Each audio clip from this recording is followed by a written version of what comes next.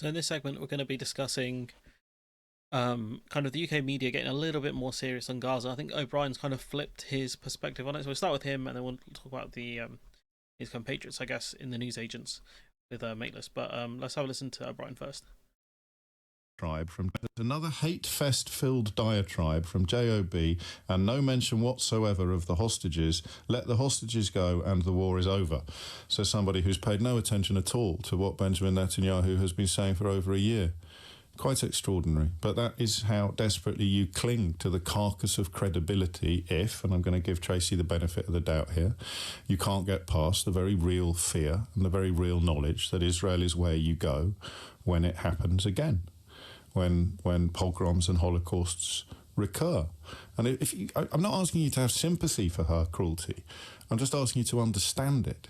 If it comes from a genuine place of fear, then it's authentic and it's real. And there is no limit on the number of Palestinians that she will countenance the killing of under the ludicrous camouflage of claiming that if the hostages were released, then it would somehow stop. You know, we know Netanyahu said even if the hostages are returned, the war's not over.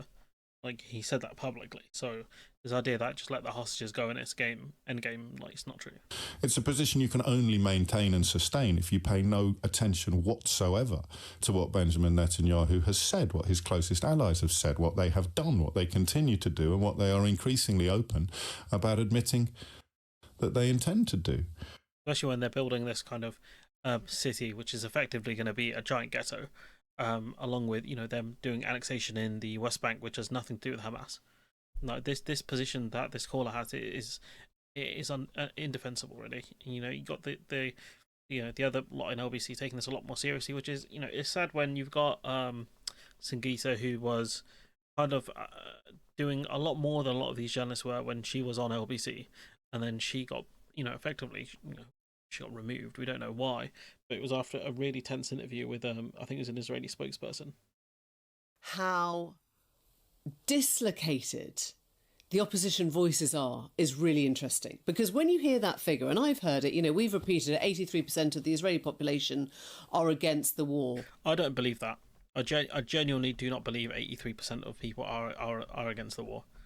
I wouldn't be surprised if the majority of people are indifferent to the war, but I don't think 83% are against it. You don't understand what 83% against the war means until you hear it spelled out, and you realise why that doesn't create one unifying opposition voice against Netanyahu. And I think the other thing she mentioned, which I haven't really reflected on before, is when she says the media itself had a much bigger responsibility to work together. I think that the fact that for 2 years, all the big media organizations worldwide that have a lot of legitimacy and prestige and money and contact haven't collaborated. I mean, the BBC, the New York Times, all these big journalistic enterprises haven't collaborated and went to the Israeli government and said, we need to get to see what's happening in Gaza. You cannot just shut down a piece of land for 2 years and not allow us to report from there. You would think that, right? But given the fact that the BBC and other media outlets have uncritically reported what Israeli spokespeople and other kind of senior officials have said, that doesn't surprise me. Especially when they're not going to put their own journalists in harm's way in order to get scoops here. They've been relying on Palestinian journalists predominantly. They're the ones who've been killed systemically by the Israeli government, to the point where there was one journalist who famously took off his vest and said his journalist vest and said, look, this is making me a target. So as much as we can wish that the big media organizations did that, and they really should have done, and not taken Israel at face value, especially when they're blocking journalists, the facts are that the BBC continues to print Israeli statements uncritically. I think this is also a lot to say about how the global media could have handled this situation better. I mean, her words were, when you saw what was happening, all of you, all the big organisations, all the small organisations should have realised that the only way to get access to Gaza was for everyone to work together and say this is not okay. But it's almost inconceivable that that's how news organisations work, right? Yeah, but I mean, no, like we've seen journalists walk out of situations where certain journalists get banned in news conferences. Like, this is not like, there is some level of integrity journalists are meant to have in these sorts of situations say, look, you need to let us in so we can actually do our jobs. Like we've seen kind of the bravest journalists aren't, you know the second bravest are definitely investigative journalists, but the ones who report from war zones are the bravest. And the only footage that we've been able to get from people from Gaza is people filming things on their phone, or Palestinian journalists. It's a bit of Israeli society as well, is that although Gaza is right on the border, there are very few Israelis. I mean, when I used to go there for work, and you'd go to the West Bank or I'd go to Gaza, people would think, "Oh my God, what? You're going to the West Bank? You're going to Gaza?" Israel, Because they hate people from Gaza. That's why they hate people in the West Bank. That's why they see them as animals.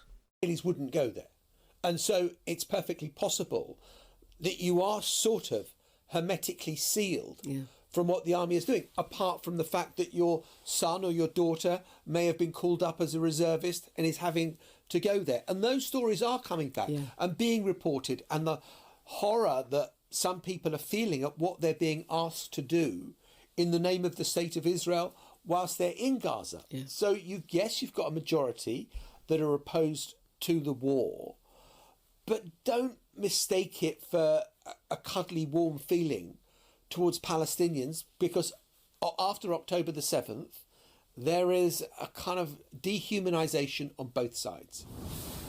The news agents. Dehumanization on both sides, and this is what I mean. Like, this is the state of British journalism. Like, you've got an okay clip from O'Brien, and the rest are just kind of washed. You've got Lammy being asked about exports and things to Israel. We have a very robust exports licensing regime. I am satisfied that we are not sending arms that could be used in Gaza, but we do send other things. For example, kit and equipment that is used by NGOs or journalists. We've not suspended that. I don't think. Or F-35 parts, so we're not suspending those either. Just kind of an addition to the video that I just shot. I'm not sure which one to put this in, but basically it's Nick Ferrari telling David Lammy that the Israelis don't respect him. In July last year, you called for a ceasefire as you went your first trip as Foreign Secretary. In January of this year, you said there must be no backtracking over a ceasefire deal. In March, you said that Israel was breaking international law. In May, you said that Israel had intolerable actions. In this July, you said that we will go further in other measures. Why would they be listening now? You've said this 6 times already, Foreign Secretary. I know you feel it personally, but they're not listening, sir. Nick, let me be absolutely crystal clear on your show this morning. I regret hugely that I've not been able to bring this horrendous war to an end. First of all, idiot, we don't expect you to end this war. Like, you're not the USA. What we expect you to do is at least be on the right side of history and have stopped fair enough, he can't do it, he's not defense secretary, but we expect the Labour government to have stopped flying spy planes over Gaza, helping the IDF. We expect you to stop training the IDF. Expect you to stop supplying them with F-35 planes and any other equipment. That's the bare minimum. Expect sanctions on Israel and on Israeli parliamentarians, politicians. That's what we would expect. Him coming on saying, "Look, I am deeply sorry that I could not stop this conflict." You're setting yourself an impossible high bar, so you don't have to achieve anything. So it's a ridiculous guy. Honestly, I detest this man. And I think that all foreign secretaries on the planet regret that they've not been able, in our combined effort, to bring this war to an end, and the suffering, the children who have not been fed. It's just horrendous. It's horrific what we're seeing before our eyes. And we've been seeing this since kind of Israel struck back after October 7th. But that's a lie though. We've been seeing this for well over a decade. We saw media outlets being targeted. We saw kids on the beach be mowed down, where Israelis call it mowing the grass. We've seen this for such a long time now. This isn't new. It's just the scale of it is so much bigger now. But we've seen consistent annexations in the West Bank, for example, an expansion of settlements, children being murdered. We've seen it consistently. Now the scale is much more broader. But this idea, it wasn't happening 5, 6, 7 years ago is not true. But I do stand by our record. We suspended arms sales that could be used in Gaza. We restored funding to UNRWA.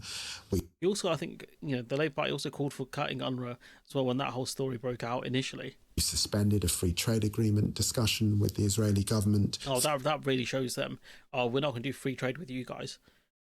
First of all, what are we buying from Israel for a start? Also the fact that they use the occupied territories and export from them as well. But, really we should be looking at sanctions here, Guy. 3 packages of sanctions for violent settlers. That's really going to show them they're really going to be impacted. I'm sure they're going to be coming to the UK at some point soon. Sanctioned Israeli government ministers. So we have... Not the main ones, not Netanyahu, though. Not the top team, though. You gone after a few little men, but not the main Gs. Have acted, and we will act further. But you haven't even recognised Palestine as a state. It's my hope that after the Knesset rises on the 28th of July, we will see the Israeli government and Hamas move to a ceasefire in August. I don't think it's going to happen, especially with Trump in power. I don't see it's going to happen. Europe is so disjointed on this. There are only a certain few countries that have been good on this, like Spain, Ireland, Norway. I think they've been the biggest hitters on this. You got the UK hiding behind France about recognising a Palestinian state. It's just the most ridiculous, man. Honestly, it has to be an enduring ceasefire, not a pause. This war has got to come to an end. The way he comes in there. I'm absolutely sorry. I hugely regret not being able to end this horrendous war. No, bro. We don't expect you to end it. There's no way you can end this. What we expect is sanctions for you to do the most you can do with the limited powers that you have. That's the most I expect. No one's expecting you to go there and end this war like you're Superman or some nonsense, or as a spoiler. But no one's expecting you to do that. We're expecting you to put sanctions on, though, as many Israeli MPs as it takes. We're expecting you to, put sanctions, your BDS effectively, boycotts, divestments, sanctions. That's the bare minimum we expect from you, and you haven't been able to do it. You can come on here with crocodile tears and shout and cry and all of this stuff, right? Crocodile tears, fake, kabuki theatre. It's not real, because if he genuinely felt like this, there's a lot more he can do. Maybe he's being hampered by the PM. And if that's the case, then just resign, and say you've not been given the powers that you need in order to actually deal with Israel properly. But anyways, I'm gonna leave it there, guys. Let me know what you think in the comments below. Like, comment, share, subscribe, support the channel on Patreon if you can, and hopefully I'll see you in the next one. And that's what I mean. They need to get serious. This clip as well. You say that you use the term genocide. Lots of people use the term genocide. I asked one of the UK's most eminent Supreme Court justices last week about that term genocide. He said that there is massive evidence to show that Israel has committed war crimes in the process of this, but he stopped at calling it a genocide because he said the intent was hard to prove. Well, how do you prove intent? Genuinely, right? If you force a person, if you shoot them multiple times, right? And you say, how are you going to prove I intended to kill them? If you look at the situation where they're starving children, they're stopping, things like baby formula getting in, they're bombing hospitals, they're using huge, massive munitions in refugee camps, absolutely demolishing areas. I think the terms they've glassed entire cities, right? What do you call this? What do you call this when they're using kids for target practice? What phrase exists where you're killing people indiscriminately? That's a genuine question. How do you prove intent in this world? It's very difficult to prove intent. It's very difficult. So unless that person admits it, what are you supposed to say? Impose a full blockade on baby's milk formula, on food, on water, on what exactly Then you go and you completely destroy all the agricultural land, all the livestock. Why are they doing all that? Why are they? And then when you approach these so-called humanitarian centers, which are death traps by Israel, you are shot and killed, as the number you've just quoted, 79. Why are they doing that if this is not genocide? This is part of the legal case for intent. Okay, so please do not get. You asked a judge about this. A judge who's very much in the legal world. This is just silly. This is such a stupid argument of, how do you prove intent? You can commit war crimes, but if you didn't intend to commit a genocide, then it's not a genocide. This is ludicrous nonsense from, Tom Swarbrick. too much focus on terminology. A campaign of erasure, a campaign of extermination and annihilation. Allow me to speak. Huh? You're going to have to allow me to speak. You shut the fuck up, fam. You're the one who keeps making dumb statements here on your own show. Maybe it's better you don't speak. I'm allowing you to speak, but you're challenging a word as opposed to when I just was driving here and I was seeing people literally fainting, Tom. Fainting. Girls, babies, children fainting because there is no food. I'm not here to argue with you that it is not absolutely we're discussing appalling. Is Israel committing these crimes or not now, after all this? We're not discussing whether necessarily they are committing crimes, but there is a legal definition for genocide, and I completely accept your point that what is happening in there is absolutely awful, and the images are would move anybody. But it is a legal term defined by intent, so that will be one, I suspect, for the ICJ and the ICC to look at. Well, they are trying to look at it. That's why they've got warrants out for them, and they've said it's a plausible genocide. It's just pedantry. It's just silly, absolutely silly from this guy. And then I think it's the last one on this. Oh, we've got two more actually tweets on this, which is, this guy Paul Mason saying, strange that Sultana was happy to stand on a Labour manifesto and vote in confidence. Vote confidence in Keir Starmer 8 months after the crimes for which she wants him indicted at The Hague were committed. People of Coventry South need a by-election, surely. Like, this absolute balloon, right? He goes, Zara Sultana put out a tweet. This would have been very recent because you can see the 6-hour mark. Keir Starmer and David Lammy both belong in The Hague, right? So you endorsed someone 8 months ago, right, at a general election. That suddenly means, like, now you condemn them. It means that they should have a by-election, or it invalidates, things that have happened. This guy's so dumb. He's so dumb. Like, she probably thought that, in power, like many of us thought, or many people seem to have thought that Starmer would do the right thing in power. But this is the guy who kept talking about, the Ming-Va strategy and all this nonsense, right? Maybe she believed in the same, I don't know. But the fact is, like, once they were given power, what did Starmer and Lammy do? They've absolutely botched their response. So, in her opinion, they belong in The Hague, and she's probably not wrong. But this Paul Mason guy, absolutely gagging to be a Labour MP, he's just hilarious.